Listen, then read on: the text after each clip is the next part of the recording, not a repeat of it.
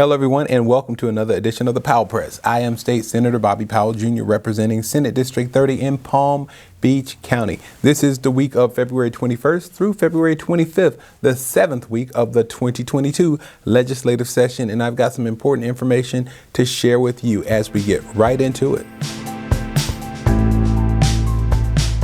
Week 7 began with two of the most controversial bills of the 2022 legislative session. HB 5 would ban abortions after 15 weeks of pregnancy, even in cases of rape, incest, or human trafficking. And Senate Bill 1808. This is part of the governor's hard line against immigration. Many see this as padding his resume for his anticipated run against President Biden in 2024. This legislation is especially troubling because it targets four sanctions companies tapped by the federal government to transport immigrants, including unaccompanied children, to places of shelter. Opposition to the bill has been widespread, with clergy and other religious organizations appalled by the cruelty of children being caught in the crosshairs of the governor's political battles. Both bills are being fast-tracked in this process, and both passed the Senate Appropriations Committee on Monday. Despite Democrats' opposition, the bill's next move is to the full Senate floor for a vote. On Tuesday, I was a part of a press conference discussing the state of Black and Brown Florida. It was a closer look at how people of color are faring this legislative session.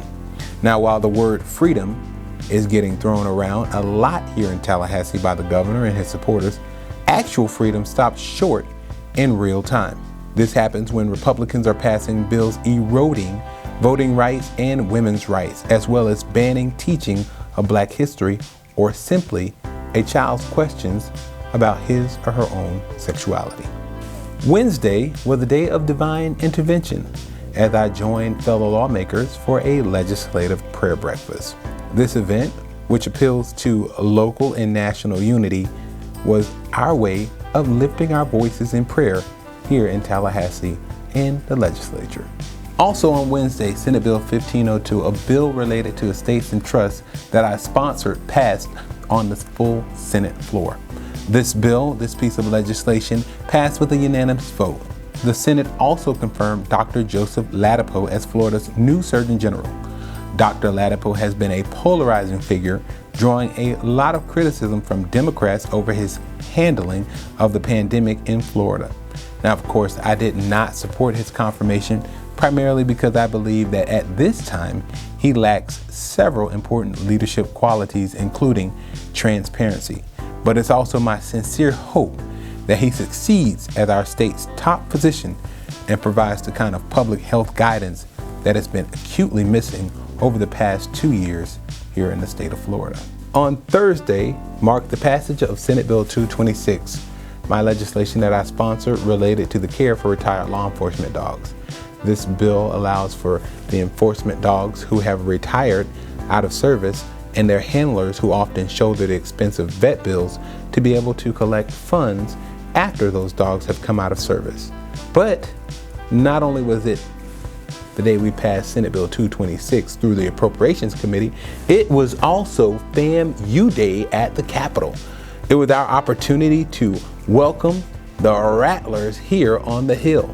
Now, I had a chance to meet with the university representatives of Rattler Nation as well as the students and enjoy the camaraderie of one of the best HBCUs in the nation, landing and standing on the highest of 7 hills in Tallahassee, Florida.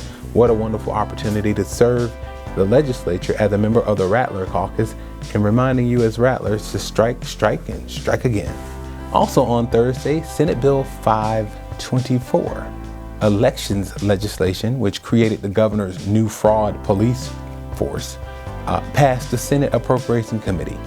I joined fellow Democrats in opposing this very controversial legislation, which many fear will create a chilling effect on voting rights here in the state of Florida. Finally, on Saturday, it was the Lynx annual conference. It's their all-state conference here in the state of Florida, and I was honored to lead a discussion on the 2022 legislative session.